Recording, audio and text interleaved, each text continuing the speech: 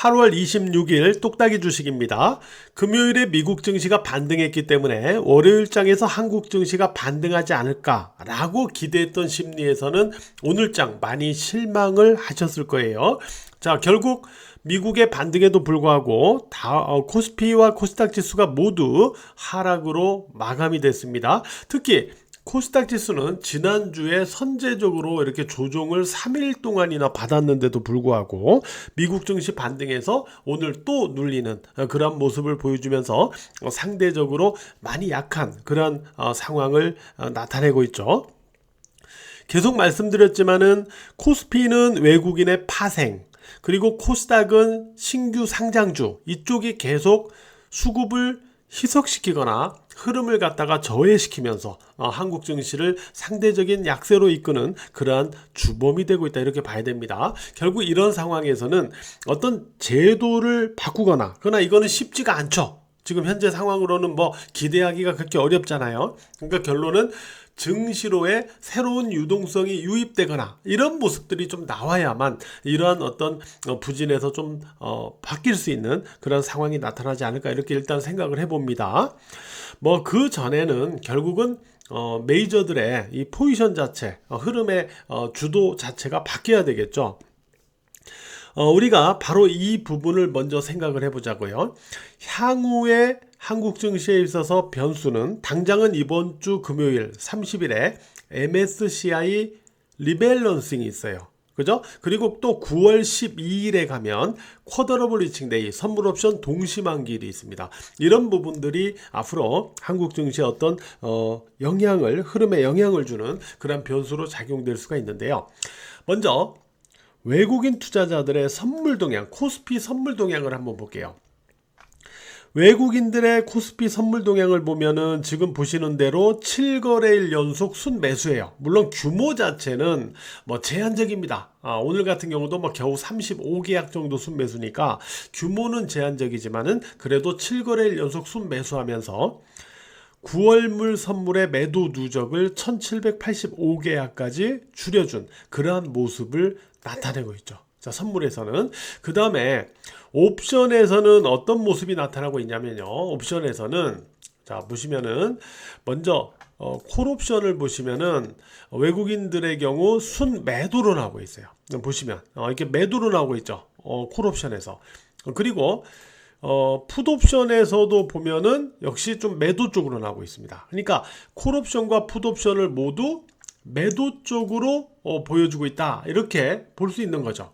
그러니까 양 매도라는 겁니다. 그러면 자, 옵션이라는 거는 콜옵션과 풀옵션이 있는데, 자, 콜이 있고 풋이 있어요.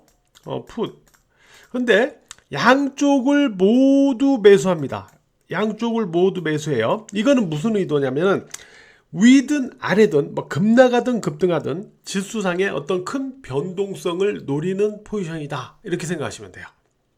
뭐 급등하든 급나가든, 급등하면 콜을 취하고 풋을 버리면 되는 거고, 급나가면 풋을 취하고 콜을 버리면 되는 거니까 양 매수는 위든 아래든 큰 변동성을 노리는 포지션이다. 그러면 콜도 매도고 풋도 매도했잖아요. 그럼 뭐냐면 이건 반대로 보시면 돼요.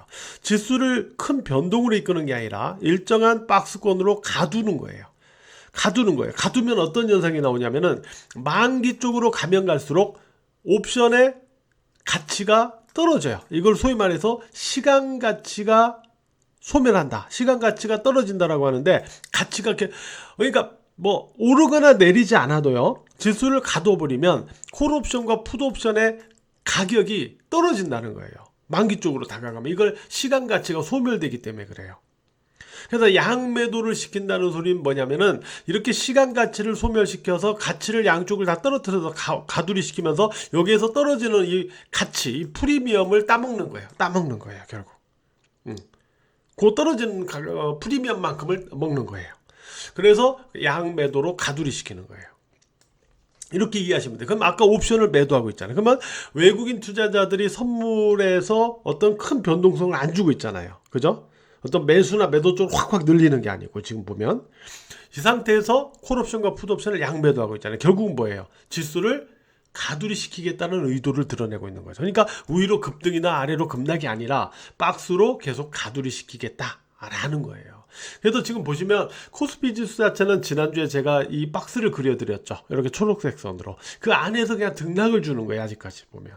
그리고 코스닥 역시도 이 박스를 갖다 제가 지난주에 이렇게 그려드렸죠. 그 안에서 이제 등락을 주고 있는 거예요.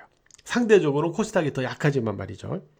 그래서 그런 과정에 있구나라고 이해를 하시면 돼요. 그래서 결론적으로는 지금의 박스권 등락은 큰 의미가 없다라고 보시고, 이 박스권을 위든 아래든 벗어나는 그러한 후속 단기 방향성이 중요하다, 이렇게 이해를 하시면 될 것 같습니다. 이거는 제가 지난주에도 한번 말씀드렸지만은 외국인 투자자들이 이 선물을 요러다가 다시 매도 쪽으로 누적을 늘려나가면 안 좋은 쪽으로 가는 거고, 9월물 선물 누적을 매수로 전환시켜 나가면은 다시 위로 올라가는 거고, 이렇게 살아나게 돼요. 그래서 이 선물 포지션의 변화도 계속 주목해 보자라고 말씀을 드렸었죠. 이렇게 이해를 하시면 되겠습니다. 자, 그리고 종목에 넘어가서는 오늘 같은 날은 뭐 거의 바이오밖에 없어요. 움직인 게, 그죠? 그러니까 바이오 같은 경우는 금리 인하 수혜, 이제 9월에 미국이 금리를 인하할 가능성이 아주 높기 때문에, 그 다음에 생물보안법 있죠. 요게 이제 통과될 가능성이 높기 때문에 요거와 관련된 수혜, 금리 인하 수혜와 생물보안법 수혜, 이 두 가지 모멘텀을 안고 바이오가 이제 강세를 보이는 건데, 여기다가 이제 뭐 요런 것도 있었어요. 오늘 같은 날은 바로 보로노이가 이제 미국의 이러한 안비아하고 기술 이전 옵션 계약을 체결했다, 이런 부분들도 있어가지고 오늘 보로노이 주가가 또 급등하고 그랬죠. 이런 것들이 또 바이오 쪽으로 어떤 분위기를 살려주는 거죠. 이런 모습까지 오늘 겹쳐서 나타났습니다. 자, 이런 가운데 저 같은 경우는 뭐 최근 들어서 지난주까지는 뭐 주식장인 카페는 물론이고, 이 그 똑딱이 멤버십 분들에게도 거의 바이오 종목 위주로 말씀을 드려왔는데, 지금 보면 ST팜 같은 경우 고점을 높였죠. 그래서 이 종목은 제가 이날 흐름을 보면서 이거는 다시 흐름을 살리려고 하는 패턴이다라고 했는데 결국 이렇게 올라왔어요. 근데 어쨌든 보시면은 고점을 높였어요. 자, 그리고 ABLB 이것도 제가 계속 꾸준히 말씀드리는 바이오 종목 중에 하나인데, 직전 고점을 넘겨서 고점을 역시 넘겼죠. 그죠? 넘겼죠? 이렇게 넘겨줬습니다. 그리고 리가캔바이오, 이것도 제가 꾸준히 계속 말씀드리는 종목입니다. 이 종목 역시 마찬가지입니다. 직전 고점을 넘기면서 역시 고점을 넘기는 그런 흐름을 보여줬죠. 자, 여기다가 유한양행 같은 종목을 보시면은, 자, 보세요. 유한양행이 호재가 나와서 갭상승한 다음에 바로 음봉으로 밀어버렸죠. 지난주에 이렇게 밀어버렸죠. 그리고 나서 다시 또 급반등을 시켜가지고 이 지난주 음봉 고점을 다시 또 넘기죠. 이렇게. 네, 이런 종목들은 계속 살아있는 종목들이에요. ST팜, ABL바이오, 리가캔바이오, 유한양행, 이런 종목들처럼 전고점을 높이면서 고점을 높여나가는 제약 바이오 종목들은 계속 살아있는 종목들이다, 이렇게 보시면 됩니다. 그래서 이런 종목들이 나타나고 있다는 건 제약 바이오 쪽이 살아있다는 소리예요. 그죠? 그래서 이렇게 고점을 높여나가는 이런 종목들을 좀 체크해 나가자, 이렇게 말씀드리겠고, 그 다음에 조선 쪽은 오늘 조종을 받았죠. 이게 HD 현대미포, 삼성중공업 조종받았죠. 근데 제가 지난주 똑딱이 방송에서 이미 말씀드렸습니다. 조선주들은 지금 단기 패턴이 좀 안 좋아지는 모양새가 됐다. 여기에 따라서 좀 주의를 하자, 이렇게 지난주 똑딱이 방송에서 제가 미리 말씀드렸었죠. 오늘 또 역시 조선주 쪽이 빠지는 그런 모습을 보여줍니다. 결국은 지난주에 지지권을 하향했기 때문에 이런 현상이 나타나고 있다고 보시면 되겠고요. 그 다음에 반도체 같은 경우는 결국은 제가 이전부터 말씀드리지만, 코스닥이 올라가려면 반도체가 움직여야 된다.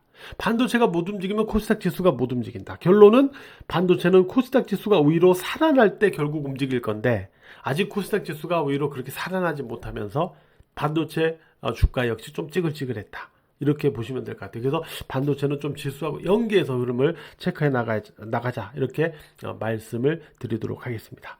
네, 오늘 하루도 매매하시느라고 모두 고생 많으셨고요. 이번 주부터는 똑딱이 방송을 조금 시간이 되는 대로 제가 좀 자주 좀 진행을 하도록 하겠습니다.